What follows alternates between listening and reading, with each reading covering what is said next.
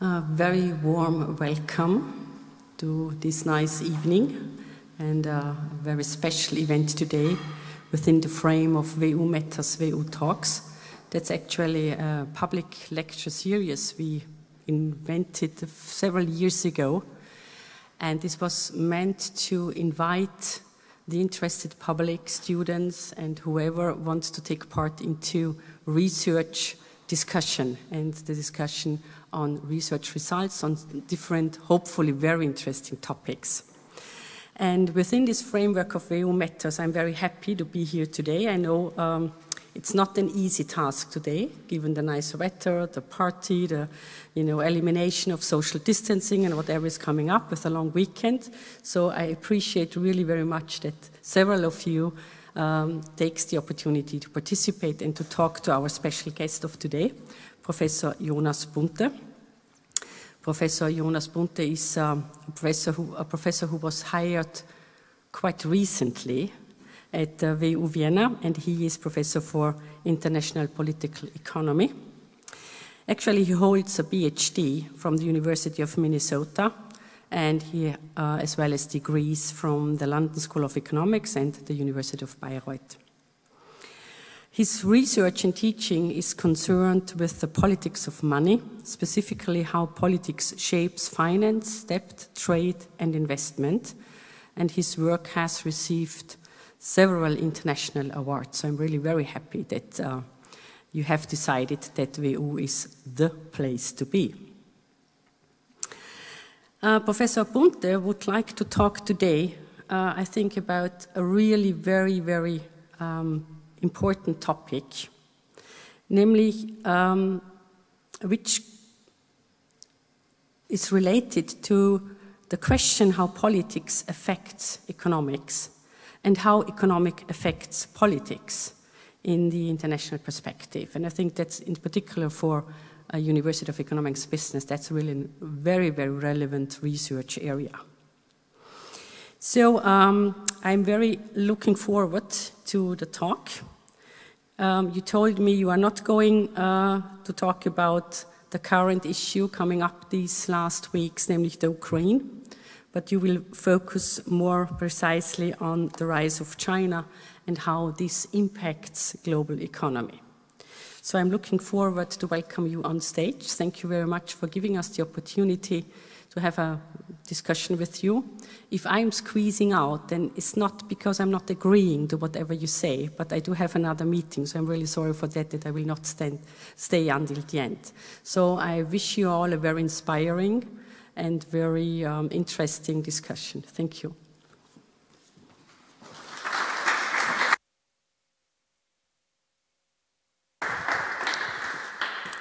Thank you very much for these very kind introductory remarks, and welcome here to our talk today. I'm really glad to see so many of you here. As Frau Rektorin already said, I face stiff competition by number 1, Corona, number 2, a long weekend, and number 3, beautiful weather outside. So thank you very much for showing up today. Thank you also if you're watching online on the live stream. So I'm glad that you're here. I hope that we'll have a lot of fun tonight. As much fun as academics have, whatever that may be. As was said in the introduction, I don't think that the slides are working. As was said in the introduction, I have an academic career. I was previously at the University of Texas in Dallas and just recently moved here to Vienna. And I'm really glad, thank you very much. I'm really glad to be here in Vienna. So thanks so much for welcoming me with open arms. Prior to becoming an academic, however, I had a different life. I was doing advocacy work in Washington, D.C. I was on Capitol Hill lobbying the World Bank and the IMF to do good work. I was also doing some development work in Central America, and this was great. Like, I really loved doing that kind of work. It's important work, but after some time, I realized that it was not quite the right fit for me. Like, I was at some point And don't get me wrong, like, this is important work, but for me personally, at some point I was tired of making policy-based evidence making, where we had an agenda, where we had like a message, and we just like kind of created the evidence to fit that. And I wanted to, me personally, I just wanted to move to a different approach where it was all about evidence-based policy making. And that's what I did. So I moved on and studied 3 different areas because I thought that, hey, if I'm interested in the politics of finance and the politics of money, I need to learn, first of all, about economics, right? I need to learn about the hard laws of how the economy works, right? And also I wanted to learn all these methodological tools. But we all know that whatever policies get implemented by politicians, that's not necessarily the same as like our colleagues here from the economics departments actually recommend, but rather it's an output of a political process. And so I needed to study that political process as well. So I have a degree in political science as well. But I also wanted to kind of critically examine what kind of development, what kind of like life we want to have. Like, what does it mean to have a sustainable economy? So these kind of ethical questions are interesting to me as well. And so I have a degree in philosophy or ethics. And so at the center of that, I'm studying politics of money using approaches from economics, political science, and ethics. So that's me in a nutshell. But what do I do? How do I actually study politics of money? So my field is the field of international political economy. And it, very briefly, as was already mentioned, it really concerns how politics affects economics and how economics affects politics. And since I'm interested in this kind of international dimension, I study cross-border flows of money, of investment, of trade, and so on and so forth. One of the key kind of concepts that I hope that I will be able to get across today throughout this talk is that of distributional consequences. Essentially, when we do political economy or international political economy, or when I do it, I mean, there are many different ways to do it, but when I do it, we try to follow the money and try to figure out, okay, who is benefiting from a particular policy, who does not benefit from a particular policy. And from that, we can probably derive who's in favor of that policy and who isn't, and so on and so forth. So that's what we do. I personally use both statistical methodologies as well as qualitative approaches because I think that they're not mutually exclusive. Like they're different lenses, right? If I use interviews, I get a much better sense for the motivations of actors. If I use statistical analysis, I get a much better sense for the patterns in the data and how generalizable my hypotheses are. So that's, in a nutshell, what I do. But what do we want to talk about today? Today we want to talk about one of the most important transformations of the global economy over the last 20 years, the rise of BRICS, of Brazil, Russia, India, and China. These 4 countries, these emerging economies, really have become powerhouses in terms of international trade, but also, and this is what I want to focus on today, in terms of providing money to other governments. They've become very important creditors to the developing world, just as Germany and Japan became very important creditors during the 1970s to the developing world. And so, this increase in finance has led to the construction of particular projects. So this is the Cucacudo-Sinclair hydroelectric power dam in Ecuador that was funded and built with Chinese money, right? So these kinds of things are propping up now all over the world and might have huge implications. But what I noticed as a social scientist was a particular puzzle. And I just want to illustrate it using these 3 countries, Ecuador, Peru, and Colombia. These are 3 countries in Latin America, right? They're very similar, right? They're in roughly the same geographical location. They have the same political system. They're all presidential democracies, right? They're all capitalistic democracies. They have the same colonial history or similar colonial history, very similar culture, if I may say that, same language and so forth. So many things that are very similar. One more thing that is very similar to these 3 countries is that all 3 of them received loan offers by the Chinese government. What's interesting, though, and what's puzzling to me is that some countries said, thank you very much, I would like to take that money from you. And other countries said, no, thank you. So in this particular instance, Colombia was the country saying, no, thank you, we don't want to accept your loan offer. In contrast, Ecuador said, yes, thank you, we would very much like to borrow. And Peru kind of fell in between. And so that raises the question, to me at least, why do some countries borrow from BRICS while others do not? And then once these loans have been taken on, what happens if you can't repay them? You might have heard about the country of Sri Lanka, right? Where the Sri Lankan government had taken out a big loan in order to build a big deep sea port. A couple of years later, they were unable to repay that loan.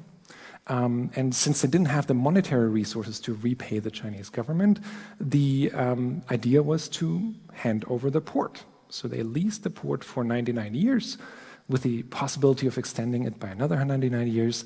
And now China has the access to this deep sea port in a geostrategically very important location.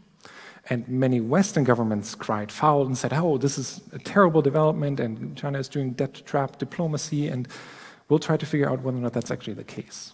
That's one of the purposes of this talk today. So we want to look into two questions. Number one, who borrows from China and who doesn't? And why do some countries repay loans with land, or with a port in this case, while others do not? The question is, why should we care? I mean, I hope that you care because you're here on a beautiful day before, like prior to a long weekend. But still, I think we should care about this for several reasons. One of them is that governments, creditor governments, try to obtain power by providing loans to other developing countries. And so we should better understand under which conditions recipient governments actually accept loan offers if we want to understand how power is shaped in the international system. Similarly, we know that the Chinese path to economic development, the state-led economic development approach, is very different from the Western kind of market-led development approach. And so if we know why some countries borrow from China vis-a-vis other countries, we probably get a sense for what kind of development policy they're going to pursue, and thereby, get some insights into the potential of lifting millions of people out of poverty, or not. And then lastly, the prospects for democracy. We should probably care about who gets Chinese loans and who doesn't, because Chinese loans have been claimed, again, it's a claim, we don't know if it's true yet, that they help non-democratic leaders to stay in office longer. And so we should probably figure out, okay, why do some countries get these loans in the first place? And so I hope that by the end of today's talk, you have a sense for what international political economy, or IPE, is about. That we have an answer for why some countries borrow from China and others don't, that we have an answer on why some countries give land to Chinese while others don't, and why this is important. Okay, now that I've spent some time on the introduction, let me spend some time on who borrows from China and how we in the field of international political economy approach this kind of a question. So as I noted with Ecuador, Peru, and Colombia, the decisions by individual countries vis-a-vis, with respect to who they borrow from, they differ, right? Some countries borrow from this type of creditor, others borrow from other types of creditors. And so what you can see here is that these borrowing portfolios, i.e. the percentage or the share of the new loans that are obtained from a particular type of creditor, differ significantly. So even if we are just looking at democracies, right, we see that some countries really love borrowing from BRICS. For example, Lesotho obtains 83% of its new loans from BRICS on average, whereas Nicaragua obtains about 79% of its loans from what I call DACs. They're really the Western bilateral loans, so loans from Austria, from Australia, from Germany, and so on and so forth. IFIs are the international financial institutions, and we see here as well that there is a lot of variation as to where governments actually get their money from. Okay, how do we explain this variation? How do we explain why Colombia said no thank you and Ecuador said yes please, right? There's lots of existing work, at least in my field, in the field of economics, on trying to explain these borrowing decisions, but the way that I saw this literature, or read this literature, suggested that most of that literature actually focuses on the choice for or against an individual creditor. Hey, I want to borrow from the IMF or not. But as I noted previously, now developing countries have actually a choice. And so we should analyze that choice jointly, right? Because a choice for one creditor might also be a choice against another. Secondly, most of that existing work actually focuses on explaining loans from a creditor perspective. After all, they are the ones with the money. But as I noted, now developing countries have a choice. And so we should actually model that choice and take their preferences seriously. And lastly, most of that literature actually understands recipient countries as unitary actors, where governments kind of speak for the entire population. Whereas we know from the study of trade, for example, that the distributional consequences, i.e. who benefits and who doesn't benefit from trade, that differs across groups. Some groups benefit from trade and they're in favor of liberalization, and others do not benefit from trade and they're probably more protectionist. I want to create a theory that kind of does the same for debt.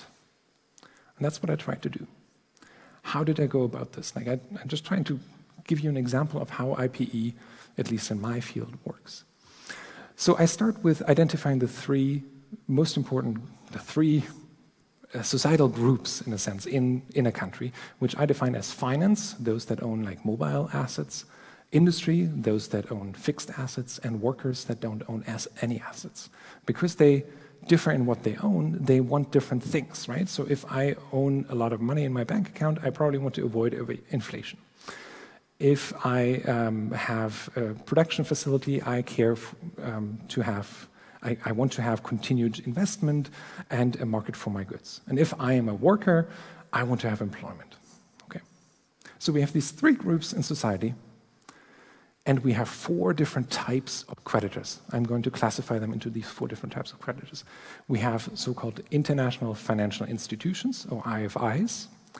These are institutions like the World Bank and the IMF, and I'm generalizing here, obviously, but you get my point. They provide loans, $100 million or something, with particular conditions. In this case, they provide loans with macroeconomic conditions, like balance your budget, try to make sure that you don't run a deficit, try to make sure that you're not running, that you prevent inflation, and so on and so forth. Western governments also provide loans, and so they're the second type of creditor that I consider, and they often lend for soft sectors, that is, for health or education purposes. In contrast to that, the third type of creditor, the BRICS, really lend for specific infrastructure projects, typically, right? So a dam or a road or whatever it is. And lastly, governments can also borrow from the private market by issuing bonds, for example. What political economy does is it tries to put those two things in relation to one another, right? So let me just give you an example. Finance wants low inflation. The loan from the International Monetary Fund, for example, promises such low inflation because, yeah, the strings attached are such that they most likely result in lower inflation. Let's assume this. So in other words, the IFIs, the International Monetary Fund, or China might both offer $100 million, but with very different strings attached. And finance likes the strings from the International Monetary Fund. But labor most likely will not like the strings attached to the International Monetary Fund's loan. It has been shown in numerous studies that typically IMF loans come with austerity measures that typically result in a contraction of the local economy. And so that means fewer jobs or fewer unemployment benefits or whatever it is.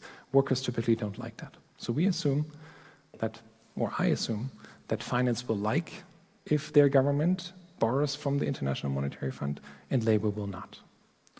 And so this is how this concept of distributional consequences works. It's the same for BRIC loans, right? So previously, the domestic financial sector is probably the one that has funded these infrastructure projects, and now this domestic financial sector is facing competition from this big, powerful external actor, China. They will probably not like that. In contrast, I argue, and again, that's just an argument, right, that workers will like loans from China precisely because they represent investment that represent some jobs, even though we have to talk about the quality of these jobs, right? And so I do this for essentially all the other creditors as well. And then I argue that it's actually not about these individual groups and who is politically powerful. But what I argue is that politicians want to remain in office, and so they all try to kill 2 birds with 1 stone, try to make 2 of the 3 interest groups happy at the same time, because that increases their likelihood of remaining in office. And if that's true, then we should see that there are 3 possible types of coalitions, right? 1, there is a capital coalition in a country where finance and industry are the strongest interest groups. There might be corporatist coalitions where industry and labor are the strongest groups. And there might be consumer coalitions, admittedly the least likely type of coalition between the financial sector and labor. And if a politician wants to kind of satisfy the preferences of these two groups, these two politically most powerful groups at the same time, then they will try to aggregate their preferences. So I would assume that if finance and industry are the strongest actors, they both love private, like borrowing from the private market and some from the international financial institutions, then that kind of politician will try to cater to that coalition by borrowing primarily from the private market. In contrast, if the dominant coalition is a corporatist coalition with industry and labor, then the politician will try to cater to those two interest groups by borrowing primarily from BRIC countries. And lastly, if finance and labor are the dominant groups, then I would assume that a government trying to get re-elected or stay in office will primarily borrow from Western sources in order to appease those two dominant interest groups. So those are my hypotheses, essentially, right? I argue that, hey, if there's a capital coalition, then we borrow from this source, or we should see that on average governments tend to borrow from private sources, whereas when we have a corporatist coalition, governments on average will tend to borrow from BRIC sources. How do I test this? So the first approach was to do field work. So I did several months of field work in Ecuador, Peru, and Colombia in order to examine several questions that would be key for my argument. And for the purpose of this talk today, I'm only going to focus very briefly on one aspect of this. I wanted to test whether or not the three interest groups actually exist in a society and if their preferences really align with what I hypothesized. And just to give you a flavor of what I did, right, I asked them, what do you think of a Chinese loan? What do you think of an IMF loan? And some of these responses are quite colorful in more ways than one, right? So an investment banker, a representative of the financial sector, very much made clear that he did not like the government borrowing from China, whereas a subcontractor, so a representative of industry, indicated that actually I'm getting paid quite generously on these contracts to build whatever it is that they were building, right? And the labor representative, again, had very distinct preferences for or against particular loans, right? So I found lots of evidence that preferences differ across groups, and they differ systematically, and that we can use that to actually predict which loans are going to be taken out. I wanted to, that's all fine, to look at like Ecuador, Peru, and Colombia and kind of see what happens in the people's minds there. But I wanted to see if my argument actually applies to a larger set of countries, like all countries essentially. And so what I needed to do in order to implement kind of a quantitative analysis, I needed to find data on Chinese lending, which is difficult. I needed to estimate which kind of coalition is present, because I can't go to every country and just kind of ask. And then lastly, I need to kind of use these data to predict the loan portfolio. And again, in the interest of time, I'm just going to show you very briefly something on how I use these kind of data. And again, in the interest of time, I'm going to skip over much of the kind of methodological approach and really show you the results, because I think they're most interesting. So if I just estimate the average loan portfolio that a developing country has, I find that on average, these countries borrow about 24% of new loans from BRICS, about 29% from these Western bilateral creditors, like Austria and Germany, about 12% from international financial institutions, and about like 35% from the private capital market. But my hypothesis was that actually these borrowing portfolios should differ significantly conditional on the type of coalition that is present in a developing country, right?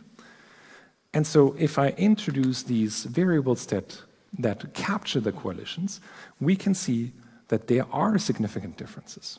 So up here, you see, I will just do this manually. So you see the corporatist coalition, the capital coalition, and the consumer coalition. And we see that the corporatist coalition borrows about 49% of its new loans from BRICS. In contrast, the capital coalition borrows only very little from BRICS, and the consumer coalition as well. In contrast, however, if we look at, for example, private loans, we see that the corporate coalition borrows relatively less than, say, the capital coalition. Similar differences exist with respect to Western creditors, right, where we predicted that the consumer coalition would borrow quite a bit from Western governments, whereas, for example, the corporatist coalition does not. So in sum, both the qualitative evidence as well as the quantitative evidence suggests that these societal actors and their preferences across these four competing creditors really do matter to politicians as they are deciding where to borrow from. Okay, so our answer to or my answer to this first question of why some developing countries borrow from China and others say, no, thank you, is that it's about the societal interest groups and who's actually politically powerful in those respective countries. Okay. Question then is, now that we've established why some countries borrow from China, what are the consequences of borrowing from China? Right? And you remember this example here earlier of Sri Lanka, right? Where a government borrowed from China, was unable to repay, and so therefore had to hand over land. And as this excellent article in the New York Times suggested, this is not the first time that this has happened across the world, right? So there are several ports in this case where China has obtained a stake, presumably in exchange for some debt reduction. And so the question is really, is China engaged in some kind of a debt trap diplomacy to intentionally in debt give money to countries that can't repay in order to then get access to geostrategically important locations? That's a strong and bold claim, right? But it's important to investigate it because this has potentially huge security implications, right? So this is a picture or a map rather of Djibouti city, where the US military has maintained a military camp for quite some time. So they have an airstrip where essentially drones and for all kinds of airstrikes for lots of military missions are launched from. And Djibouti obtained a loan from China and at some point had difficulties repaying as well. And so shortly thereafter, they actually ceded some land to China as well. And you see in the upper left corner that the Chinese government used that land in order to build a military base. And that base, importantly, is only about 9 kilometers away from the US military base, right? And so obviously these land deals might have huge implications for international security if that is used in this way, right? And so we need to explain under which conditions governments actually are willing to cede land, because that's not, that's not trivial.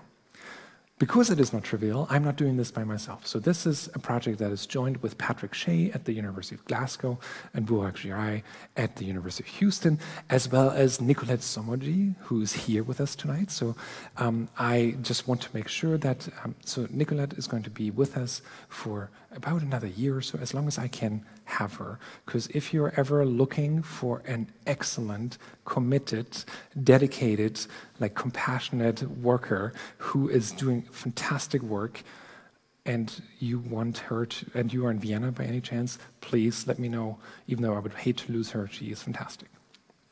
Okay, so Nikki, as well as our 14 research assistants, are working on a project where we try to find out if these land for debt deals actually happened.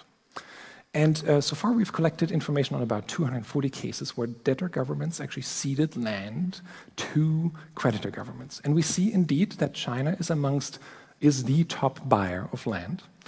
But it's by no means the only country doing this, right? So we have several instances of the UAE or Qatar, but we also have Norway and Finland and the United Kingdom in that list, right? So it's not just China. It's important to remember. And so the question now is, how do we explain why some countries actually sell land or give land away? And under which conditions do they actually do this? And so we start again with this international political economy framework, where we identify that governments have different policy options, right? Just as previously, they can borrow from different kind of sources of credit. Here, if they have borrowed money and they have trouble repaying it, they also have several policy options. Policy option number one is to tighten your belt and to save money elsewhere and then use that money to repay the loan after all. And that's what Kenya did in 2017 when they had difficulties repaying the Chinese loan. In contrast, you can say, no, I'm sorry, I just can't repay, I'm going to default on that loan. And that's what Zambia did in 2018. In contrast, you can just ask for debt relief, and maybe under some conditions you might get it. Cambodia was successful in doing so in 2010. Or, last option we think is we, like governments, can, in these kind of situations under debt distress, hand over assets, or in this case land, as Sri Lanka did in 2015.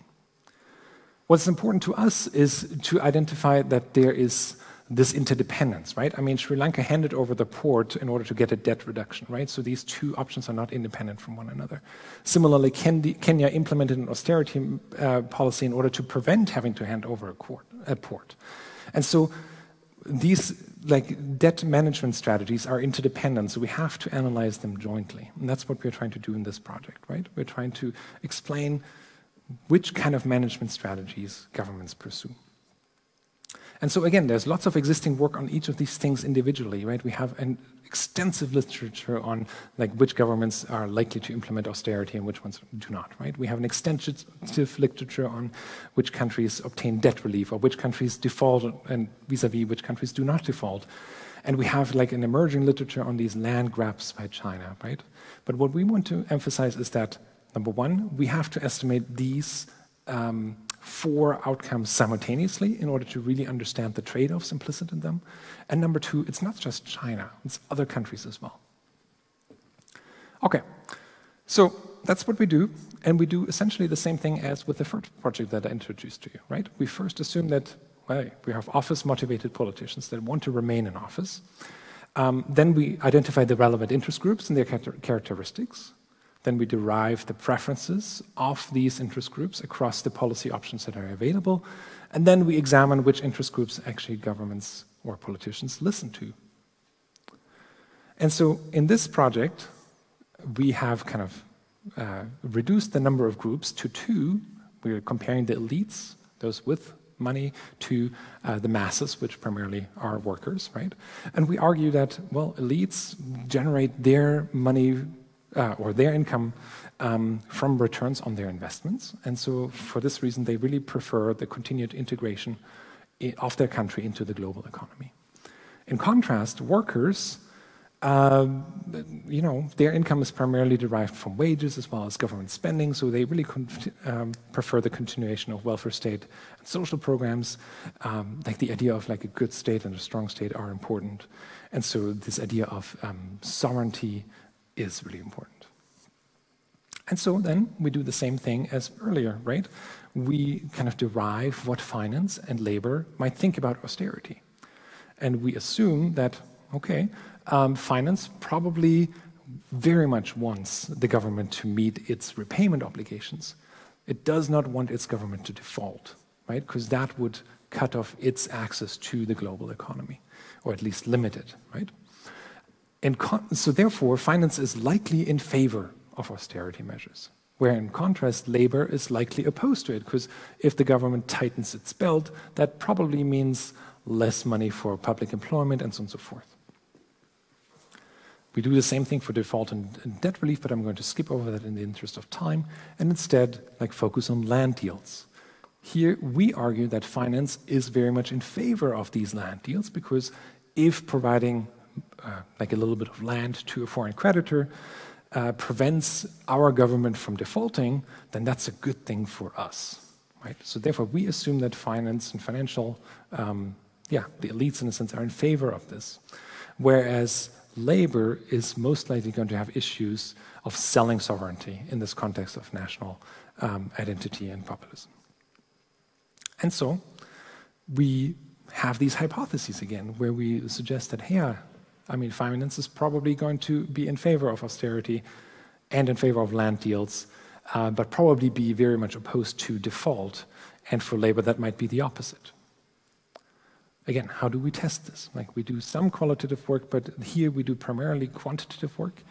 The challenge is, again, to estimate these 4 different outcomes simultaneously. The challenge is also to identify this kind of system of equations.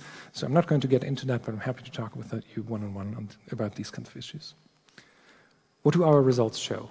With this preliminary data that we have so far, so we're in the process of collecting more and more systematic data, right? But with the preliminary data that we have so far, we find the following. We find that if the financial sector is very strong in a particular country, then the likelihood of governments implementing austerity when they're under debt distress is fairly, increases. In contrast, if labor is strong, the likelihood of governments implementing austerity measures actually decreases. Similarly for default, right? If finance is strong, we see that they really don't like default. So the likelihood of a government actually defaulting declines, whereas if labor is strong, the likelihood of a default actually increases slightly. And most importantly, what we are interested in here is these land deals, right? With the preliminary data that we have so far, we see that if finance is strong, the likelihood of such land deals happening in order to repay loans is actually fairly high, does increase. In contrast, the likelihood of a land deal actually declines if labor is fairly strong. So, who gives land to China? Well, it's about, again, societal interest groups in the recipient countries, which of these groups are politically powerful and what they want. And we've identified this in this project. Okay. Where do we go from here? Well, today's talk was, in a sense, to give you a sense, just a feeling, just a kind of like what international political economy is, what kind of analyses are done in our field. And if you're interested in this kind of stuff, please let me know. I'd love to talk with you. I hope that we have an understanding of at least our research here in our unit on why some governments borrow from China and others do not. We can now explain why Ecuador said, yes, thank you, and Colombia said, no, thank you very much. We also have an idea of why Sri Lanka actually handed over a port, whereas Zambia did not. Sorry, Kenya did not, right? And I hopefully have made very clear as to why this is important, why answering these kinds of questions is important for issues of security, of democracy, of the economy. If you want to learn more, check us out. We're the Institute for International Political Economy. This is just a subset of us. I think Nikki is here already, Sedan is here as well, and Matthias is here as well, Samar. Thank you. So we try to be as international as possible. We have several nationalities represented. We're in the process of growing. So we have members or nationalities of Austria, Colombia, Indonesia, Hungary, US, Germany, and Italy represented so far. So this is us. Please feel free to reach out. I also would not, if you are interested in learning more about this, I do have a book on these kinds of issues, so let me know if you want to have a copy. But we also have more research that talks about these kinds of issues. So for example, follow-up projects to the things that we talked about today are this one here, for example, where I investigated with a couple of co-authors whether or not Chinese workers actually do benefit from these projects if workers in developing countries actually benefit from these kind of projects that China funds. And we've used satellite images of night light emissions in order to compare the regions next to Chinese projects vis-a-vis the regions next to Western projects. And we do find that actually workers do benefit based on this measure. We also have projects that examine whether or not Chinese loans are free riding on debt relief provided by Western countries. The short answer is no, they don't. And we've looked into the co-evolution of lending and security networks, right? So we're really trying to do interesting research in these that touch upon how politics affects economics and how economics affects politics. In order to answer questions about power, questions about democracy, questions about, the economy.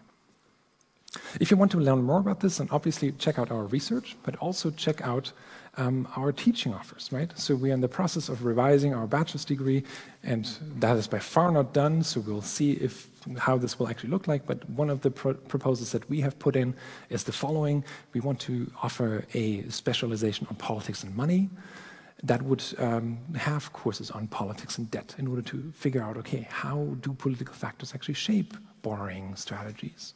Or politics and banks, because it is politicians that decide whether or not commercial banks actually get a bailout during a banking crisis. Or politics and FDI, because again, it's politicians that decide whether or not a particular investment in a sensitive area can actually take place or not. Or politics and trade and so forth. So that's what we're planning to do with our institute. We also have events planned. So for example, one of our events is called Pizza, Politics and so PPP, so Pizza, Politics and Motion Picture, where we're going to show like movies, like in order to then afterwards discuss the political ideas, the political economy ideas implicit in them. One example might be Fight Club, right? I don't know if you know that movie, but it's very old. It's very good, though. But then we would have a discussion on, hey, would that actually be meaningful if that organization were successful in blowing up all credit rating agencies, right? What would that do to the economy if that actually were to happen? So that's what we do, these kinds of events, in order to really engage with everyone that wants to do that. We also have lots of job opportunities. So we're hiring right now data collection research assistants that would help us with collecting more data on the land deals that we just talked about. If you're interested in applying for that, like tinyurl.com, IPE, VU, data, right? Or if you're interested in a bigger position on like as a teaching and research assistant, like working with firm-level data on a different project, just check out tinyurl.com, IPE, VU firms.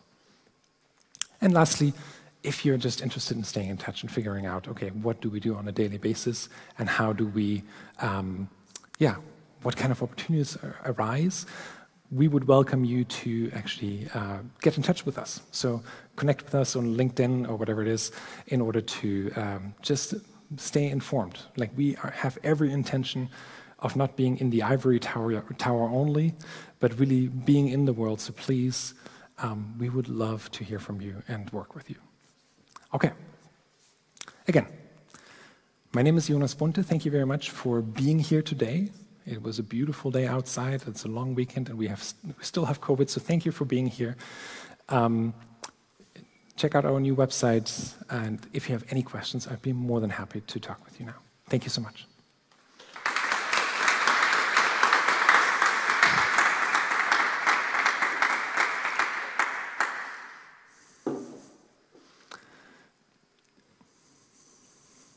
Any questions? Yes, please. I wondered if you've got a view around how things... I think there's a microphone as well. I was interested in your view as to how things might change over time. So obviously as the actions of China become more clear in the event of default, whether that might then change people's decisions going into the deal initially. And we saw it a little bit in the financial crisis on the corporate lending perspective, where certain lenders were sort of given a bit of it, yeah, exactly. And Zambia is one example as well, where politically in the country, China's not seen with such a rosy picture as other countries might see China. So. And that, you're absolutely right, that the perception of like China as a creditor has changed over time. And, you know, if I were to believe my theory, right, this has to do with like the societal interest groups and who is politically powerful, right? If there are these bad experiences that people have had with either a Chinese loan or a German loan or whatever it is, right, then these kind of reputations will grow within the society. So you're absolutely right that these might change over time. So either the strength of the different interest groups might change over time, or the interest groups' preferences themselves might change over time, right? That, you know, we're social scientists, so we have about 15 years of data on this project, or on this phenomenon so far. We just need more time and more data to actually study this in detail, how these things will change over time.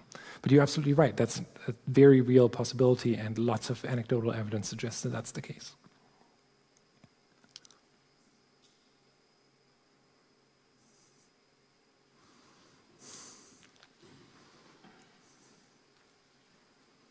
Yes, thank you for a very interesting presentation. I just have a few technical questions here. So first of all, I was wondering whether or how you basically make the distinction between empirically between consumer capital and corporate oriented governments, apparently.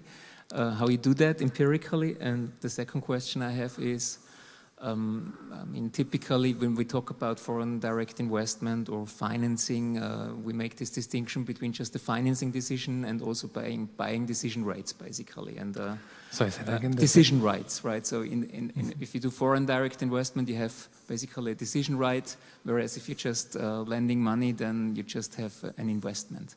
And That's absolutely right. Maybe you have some ideas how to differentiate between these two kinds of money flows. No, you're absolutely right. I'm going to answer them. So thank you very much for this. This is the head of the economics department, by the way. So thank you very much for being here. I'm going to take the two questions in reverse order. You're absolutely right. There are different types of transactions, if you will, that would need to be differentiated. In our project that Nikki is working on, we are trying to, and please correct me if I misunderstood your question, we're trying to differentiate between an outright sale of land, for example, or a project or an asset, a lease, just a concession, or just exploration rights, for example, right? We're still at the very beginning stages of actually collecting these data, and so I hope that I will be able to have an answer within some time to that very question, because you're absolutely right. Like the different types of transactions differ, and it's very likely that like a sale has slightly different effects than just a mere concession, for example, right?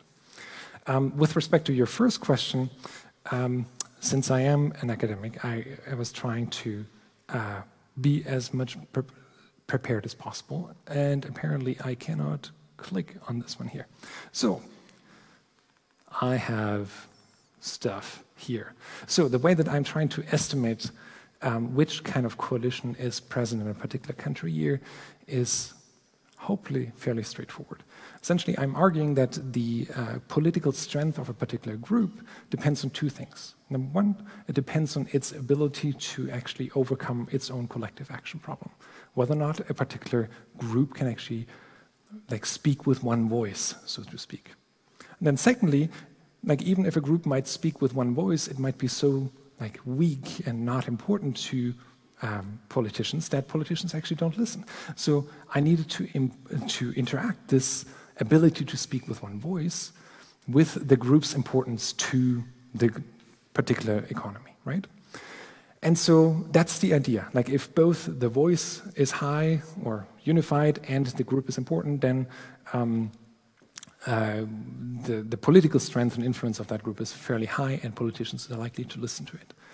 And so I operationalize this, for example, here, political strength of finance, the bank concentration, how the more concentrated the banking sector is, the more likely it is that banks will be able to overcome their collective action problems and speak with one voice. And the more domestic credit they provide to the domestic economy, the more important the banking sector is, obviously. So if those two things are high, I argue that, hey, the political strength of finance is actually fairly high. And if I do this, then I get estimates of the political strength of labor across different groups and different countries, or the political strength of finance across different countries and different times, right? So this is roughly how I do it. Does that make sense? Okay. Any other questions?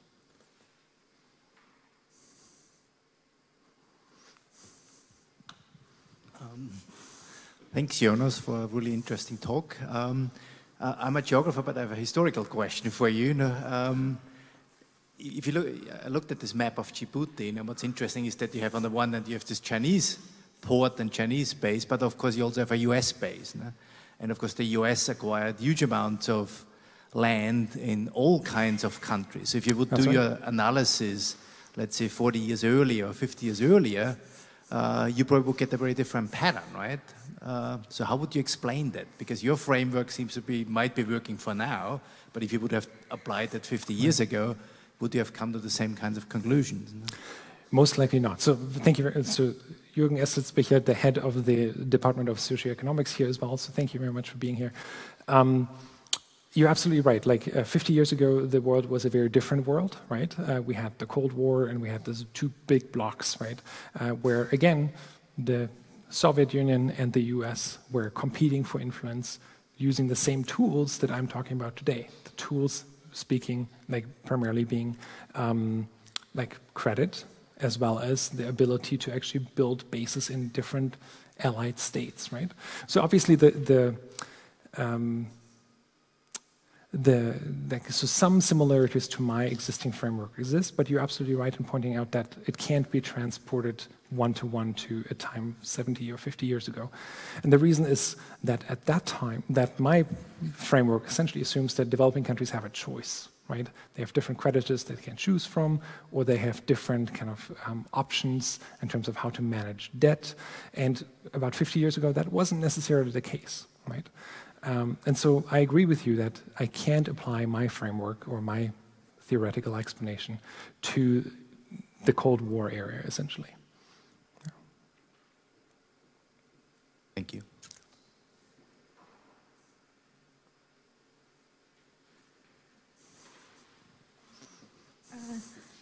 Thank you for your very interesting presentation. I'm sorry. I have two questions. The first one is, how do you think the risks of developing countries paying debt for using land? And the second one is, do you think that these developing countries could benefit from the investment of Chinese investment? For me, I think definitely yes. If you also think yes, what are the real benefitors in these developing countries? I mean, not everyone could benefit from Chinese investment. What are the real benefitors in these countries? Thank you. Yeah, thank you very much for these questions. So, I mean, that goes at the heart of like what international political economy is trying to do, like trying to identify who actually benefits from these Chinese investments and who doesn't, right? The short answer is it's complicated in terms of who benefits. It might depend on the particular project. It might depend on like who you are, if you're just a worker, if you're a skilled worker or not a skilled worker, if you're someone who is a subcontractor on a Chinese project or someone who wanted to fund that project themselves, right? So that's what we try to do in a sense. Like we try to figure out who will benefit and who will not benefit. And so one particular way in which we try to do this here is to really figure out, okay, are workers, like people who actually live around these kind of districts, are they benefiting or not? And so we have to implement many more studies like this one in order to identify, okay, how does a Chinese loan actually or a Chinese project benefit a particular like industry group or something, right? Again, we're at the very emergence of like studying this systematically. Only now we have somewhat sufficient data to actually study this. So we're really at the beginning stages of this. So I would love to give you a very good answer as to like who benefits and who doesn't. But the reality is likely more complicated in terms of like giving you a black and white answer. And we don't have the data yet to actually answer this in any systematic way. So I apologize that this answer is probably not very satisfactory, but I have to be truthful. Yeah. Yes, please. Hi. So thanks very much. This was very interesting, even for me, who I'm not even an economist. I'm actually a lawyer. And so I was wondering whether you set the research into a bigger perspective by linking it, for example, to policy papers, such as, for example, the Belt and Road Initiative, and see how, you know, these landing strategies would work into accomplishing. These land for debt strategies would work. Sorry, how these landing strategies would work for accomplishing goals set out in that policy papers. Right. That's a great question. The Belt and Road Initiative is an initiative by the Chinese government to kind of like fund infrastructure projects all around. And there is, at least in my circles, a big debate as to like whether or not this is an actual strategy, like which is planned and kind of like, hey, we want to do this and this and this and this, and therefore we have to do step A, B, and C, and so forth. Or if it's just, hey, we happen to have these projects and we'll just put them all under this umbrella of Belt and Road Initiative, right? And I'm in neither of those two camps, right? Because it's really like, because what I would want to do is to do actually field work in China and actually talk to the people that make these kinds of decisions if it's possible. But right now, I don't know that. So the question is whether or not these land for debt deals could be a strategic instrument used by the Chinese government in order to fulfill this plan, if there is one. Is that right? And so I would argue it's possible, though not very likely, right? Because the land for debt deals only occur if like a government that has borrowed a lot actually now finds itself in a situation where they can't repay. And more often than not, they actually can repay, right? So there's no need for this land for debt kind of deal, if you will. So I would, if I were the Chinese government, I would find relying on this one instrument to kind of like intentionally indebt countries in order to then get valuable pieces of land to be a very risky strategy, not only because the likelihood of success is probably very low, but also there are reputational effects that I'm sure the Chinese government is aware of. So if I were them, I would do what they are trying to do and really try to develop, like to push domestic Chinese firms to actually invest in these kinds of countries and build commercial ties in order to then like acquire like stakes in ports and so on and so forth that might help establish this Belt and Road initiative or this new Silk Road or whatever it is. And so I think it's a smart strategy. We'll see if it works.